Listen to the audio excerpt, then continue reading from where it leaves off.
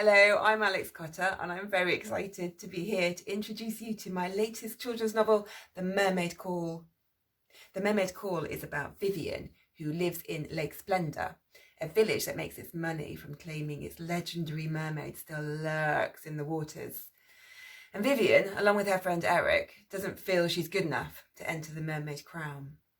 And so when an enigmatic Alice walks into her shop, she soon embarks on a dangerous quest to find out if the mermaid really exists and uncovers some dangerous and dark mysteries beneath the water of Lake Splendour. So I was inspired by lots of elements to write The Mermaid Call. It's based in the Lake District, where I spent a lot of time as a child, but I also drew from a place called Matlock Spa, which is this fabulous inland town which has a real seaside vibe.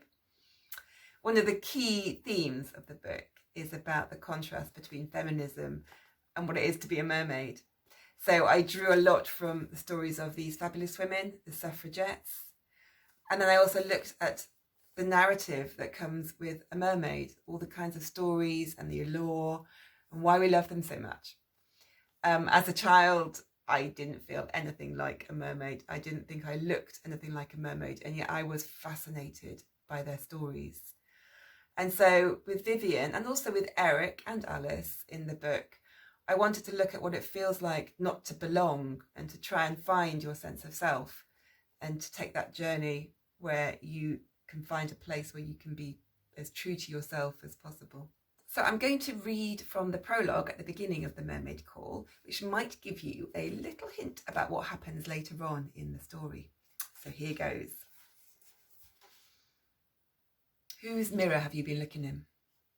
Mimi's question was swimming through my head as I stared at my reflection in the oily surface of the pond. Shiny greens, blues and pinks from the minerals feeding the cave. Whose mirror have you been looking in, Vivian? It was the question Mimi, my gran, asked whenever I turned on myself. Too ugly, too curly, too big feet. As if the answer could be my way out. The darkly coloured water seemed to shiver. I glanced sharply back around our new prison, from its star-studded black ceiling to the shadowy rock ledge behind me. Lit only by the glow from my head torch, my new friend was lying as still as Sleeping Beauty, waiting for her wish to come true. It sent a fiercer surge of panic hurtling through me. A greyhound after a rabbit. She needs help.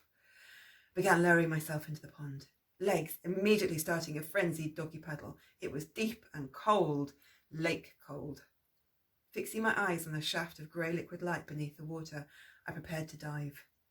Torso stretching, arms pointing, fingers together in an arrow. A tankful of air into my lungs, and I sliced through the water, deep, deep down. Water's my ally. In water, I can be dainty and delicate, fast and fierce. I can be anything I want to be. Water turns me as regal as a swan. In water, I can be a shark, a dolphin, a mermaid. Except my hands immediately met an ice-cold wall of resistance. Now, water was the enemy. Like an army of serpentine soldiers I had to fight, a witch I had to foil, or she'd cook us in a cauldron of frog legs and fish eyes. My heart sped up. The lake wanted to keep us here, trapped for eternity. I could already sense my lungful of oxygen leaking, straining for air from the pit of my stomach. A faster kick of legs, a stronger sweep of arms, deeper still into the cold, wet darkness. The water kept pushing and slapping as I, stinging, I swam on to fight those serpentine soldiers, escape the cauldron witch, to reach another world. Whose mirror have you been looking in? I knew the answer. I knew now whose story I had been trapped inside. Thank you very much for listening, and goodbye.